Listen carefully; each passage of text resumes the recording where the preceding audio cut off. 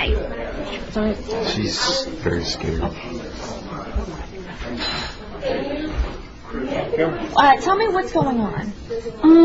Well, I'm a Christian, and my parents are Muslim. They're extremely devout, and they can't know about my faith. Well, they do now, but they threatened to kill me. I don't know if you know about honor killing, but this faith that you guys don't understand. Islam is very different than you guys think.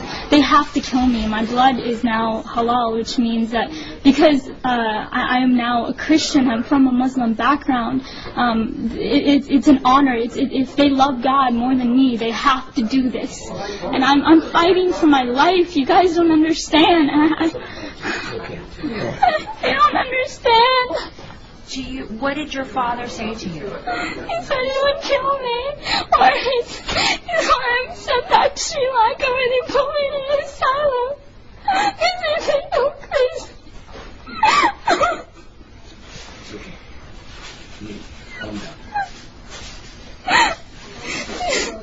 I ran away from home. I wrote my parents a note. I said, I refuse to deny Jesus, and He's my Lord and Savior. And I pray you find His forgiveness and mercy, and I love them both dearly. I wrote that, but they never showed it to the police officers. They want me back home. I can't go back to Ohio. You guys don't understand that community. Like, I will die within a week. Like, my life is at stake. But my dad threatened me. I was ready to die. These were my thoughts, that I'll be a martyr for Christ. Let it be so. But the Lord led me here somehow through His grace. I rode on a bus for 27 hours to 30 hours to get here, and so it's been God's hand protecting me the entire time. And but I'm fighting for my life, so if prayers are appreciated. I don't know what, today's my birthday, my 17th birthday, and I might even die. I don't know what's gonna happen to my own life. Like, can you tell me why you ran away? I was threatened by my dad. When my dad found out, I had a Facebook. That's how he found out. And phone calls from the Muslim community started coming in with emails, and he confronted me, and I had a laptop, and he took that laptop and he waved it in the air, and he was about to beat me with it. And he said, if you have this Jesus in your heart, you're dead to me. You're not my daughter. And I refused to speak, but he said, I will kill you. Tell me the truth. And these words, bad words, he cussed words. And so I knew that I had to get away. A couple of weeks later, even I told my dad that I needed to learn more about Islam because I was scared. And I said that because when I had come to know the Lord, I dropped everything about Islam. I mean, I had to hide my Bible for years. I would go outside to pray. When my dad was asleep was when I went outside to pray. I snuck out to Christian prayer meetings in fear of my life. And finally, this day had come where I was confronting my dad. But a couple of weeks later, after I told my dad that I wouldn't follow Islam, but I would learn more about it, and he put me class after class after class after class, thinking that that my mind was going to be back in it. But of course not. I mean, I'm a follower of God, Jesus, the true living Jesus. But a couple of weeks later, my mom found a Christian book, and I knew it was then that it was over for me. I had to leave. How did you end up in Florida? Here? What happened is that night I had to leave, so I left that Saturday night, was it? It was Saturday night in the morning. I left to go to a friend's house, and I asked her, I begged her to take me to a church. I needed to get to church. I needed to pray. I needed to seek the Lord to know what to do. And so that entire day from 7 in the morning to late at night, I prayed and prayed and prayed, and finally I was able to get a ride back home to the person's house. And then I stayed there Sunday night because my dad was coming back home from his trip that night.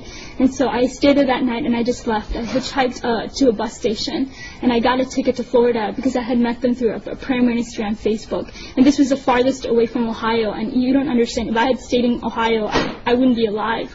And so I was able to do that, and I called them from on the bus. I used random, nice people there that I was able to talk to, and I used their phone to call them, and then I came here. Here I am. Has there been any type of killings at all in your family?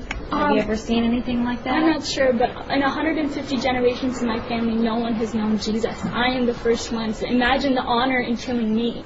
Like, there is great honor in that. Because if they love Allah more than me, they have to do it. It's in the Quran. Yes. And you can, give them knowledge about it. Because After they finish talking to you. yeah, so, he really will explain it and break it down. They have to do this. Like, if they just have to. And either they do that or they send me back to Sri Lanka. And there's an asylum. There's an asylum there where they put people like me. Like, I think I'm crazy. And do you really think that this is true, or do you think this is just a threat? There's actually hundreds of cases that are back to like me. Amina and Sarah, they were forced to go back home. They were killed by their dad. Like, this is not just some threat. This is reality. This is truth. This is reality. How many more cases? If you want, there's case after case. There's hundreds of them. I am one. I am one of hundreds. They have to. You guys don't understand. They have to. I don't know what else to say, but they have to. If you want proof, there's hundreds of cases that can validate my story. Even my friends and people from back home, they knew what would happen to me. My own brother knew about my faith, and yet he didn't tell my dad. What does that say? He knew the consequences. He knew. So what do you want at this point now?